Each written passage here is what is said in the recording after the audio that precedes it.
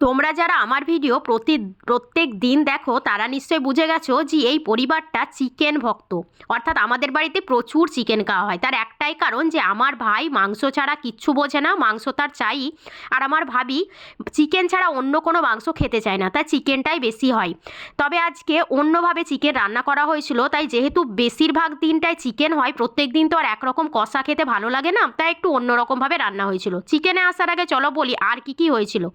প্রথমেই ছিল আলু দিয়ে টমেটোর টক, আর বানানো হয়েছিল মিষ্টি কুমড়ো। আর এই চিকেনটা যার কথা বলছিলাম, দেখো কতটা ক্রিমি হয়েছে ব্যাপারটা, আর কি সফট হয়েছে চিকেনগুলো। আসলে এর মধ্যে আমার ভাবি কাজু দিয়েছিল, চারমগজ, আর দিয়েছিল পোস্ত।